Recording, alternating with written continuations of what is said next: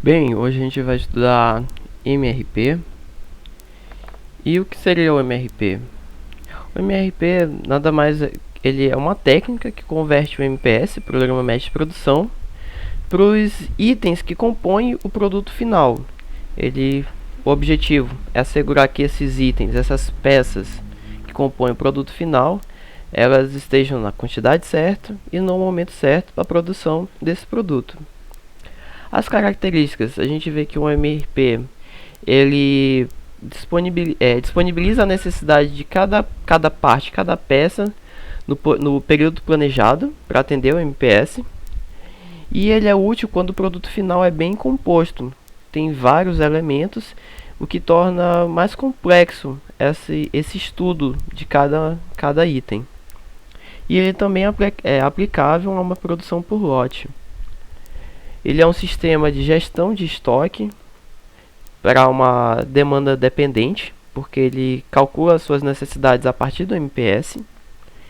E o MRP também se utiliza se atualiza de período a período com horizonte deslizante. Ele é aplicável também a curto prazo, ele não se estende ao médio e longo prazo, até mesmo porque ele é calculado a partir do MPS. E o primeiro período é o período de ação e os demais são períodos de planejamento. E o que nós temos como dados do MRP? A entrada é o MPS, nós precisamos saber quanto será produzido do produto final. Precisamos saber da estrutura desse produto, o que cada peça que compõe esse produto, o tempo de fabricação ou de compra desse material, o lead time, e o estoque disponível em cada período. E as saídas do MRP, nós temos as ordens de produção ou compra dessas peças, temos a reprogramação das datas de entrega, cancelamento de algumas ordens emitidas por mudanças no MPS, e também temos informação sobre o estoque. E quanto à estrutura do produto, como caracterizar essa estrutura do produto? Nós podemos dividir em níveis, sendo o nível 0 o produto final, o produto terminado. O nível 1 são subconjuntos que compõem esse produto final. E nós podemos ter vários níveis de subconjuntos.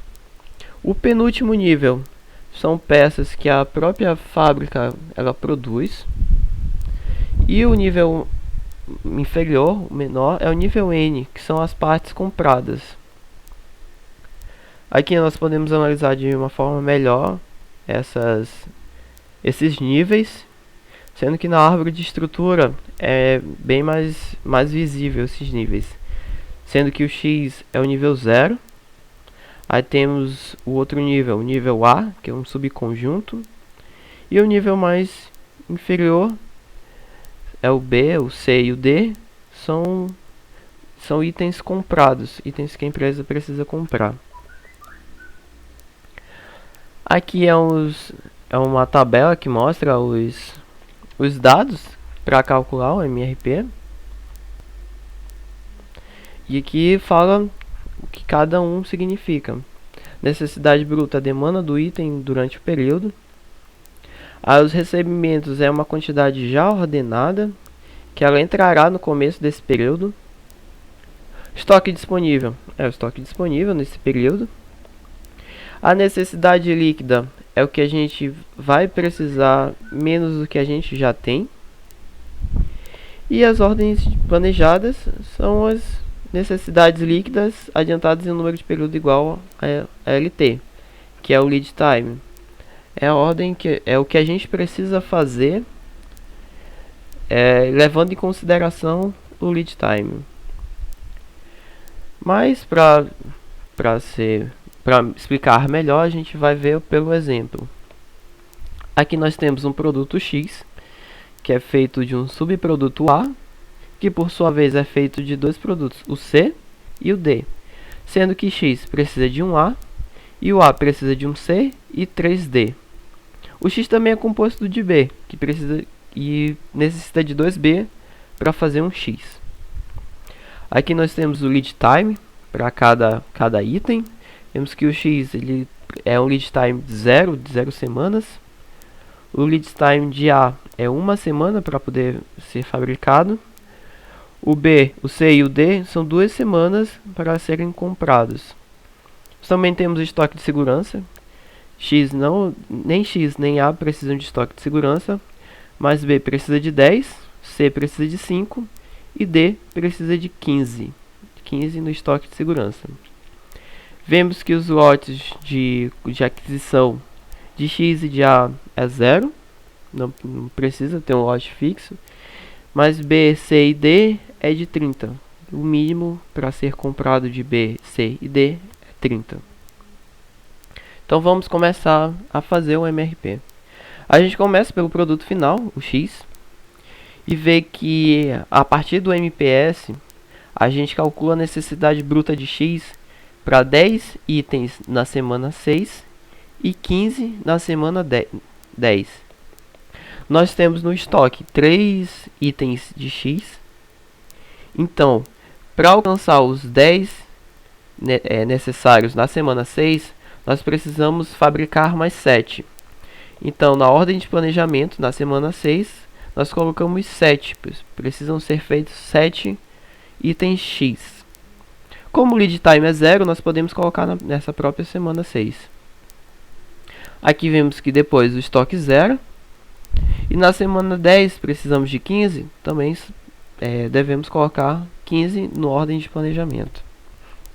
Indo para o item A, que é um subproduto de X, nós temos que a ordem de planejamento do item X vira uma necessidade em A.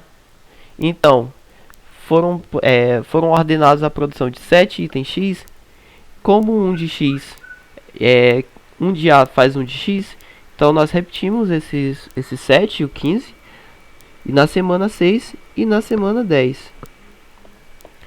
Vemos que o estoque disponível de A era 5.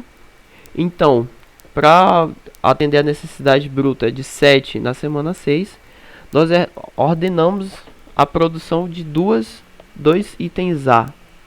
Como o lead time é 1 semana, nós puxamos essa ordem de planejamento 1 semana antes da semana 6. O estoque disponível depois da semana 6 vira 0. E na semana 10 também necessita de 15 itens A.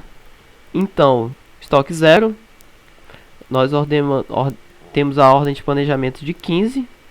Como o lead time é 1 semana antes da semana 10. Para o item C, que também faz parte do item A, nós temos a mesma coisa. Como 1 de C é igual a 1 de A, então na semana 5 nós temos 2 de necessidade bruta, e na semana 9 também 15 de necessidade bruta.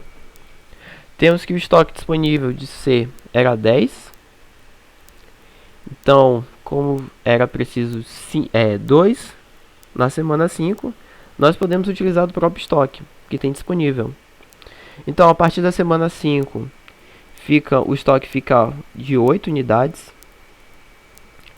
Mas nós precisamos de 15 na semana 9. Como nós temos 8, não dá para atender os 15. Então nós precisamos mandar comprar o restante. Nós mandamos, e o lead time é 2 semanas, nós atrasamos 2 semanas para a semana 7. Como o lote mínimo é 30, nós colocamos 30 na ordem de planejamento. Utilizando o estoque disponível mais a ordem de planejamento, nós vemos que o estoque, a partir da semana 9, ficou 23 unidades de C. Continuando, nós temos o D. Novamente, D faz parte do item A, só que agora um item A precisa de 3 itens D. Então, na semana 5, que nós precisamos apenas de 2 itens A, no C, nossa necessidade bruta vai para 6. 3 vezes 2. Nós temos o estoque disponível de 17. Vamos utilizar 6. Porém, quando a gente faz esses cálculos, nós vemos que ele diminui do estoque mínimo, que o estoque mínimo era 15.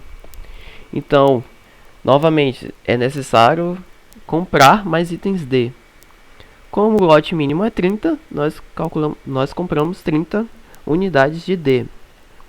Com o lead time, que é de 2 semanas, que vai ser necessário na semana 5, nós compramos na semana 3. Fazendo os cálculos, nós temos que estoque disponível fica 41. Aí, na semana 9, nós precisaríamos de 45, novamente 15 vezes 3. Temos 41 no estoque. Então temos uma ordem de compra também, novamente, do item D. O lote mínimo é 30, então nós compramos 30. Fazendo os cálculos, temos estoque disponível de 26 itens D. Já do item B, o B não depende mais de A. Então o B ele está ligado diretamente ao item X, que precisará de 10 unidades na semana 6 e 15 na semana 10. Então, a necessidade bruta de B será 14 na semana 6 e 30 na semana 10. E nós temos os lotes, o estoque mínimo e o lote de compra. O lead time aqui de 2. Então, o estoque disponível, nós temos 10. Aí precisa de 14 na semana 6. Então, como não atende o estoque disponível, não atende essa necessidade bruta, nós fazemos a ordem de planejamento. Como o lead time é 2 semanas antes. Assim, fazendo os cálculos, ficamos com 26 no estoque disponível. E como na semana 10 nós precisaremos de 30 e o estoque disponível não atenderá essa necessidade bruta, 2 semanas antes, o lead time de 2 semanas, nós ordenamos a compra de mais 30 peças do item B. E assim nós temos o MRP.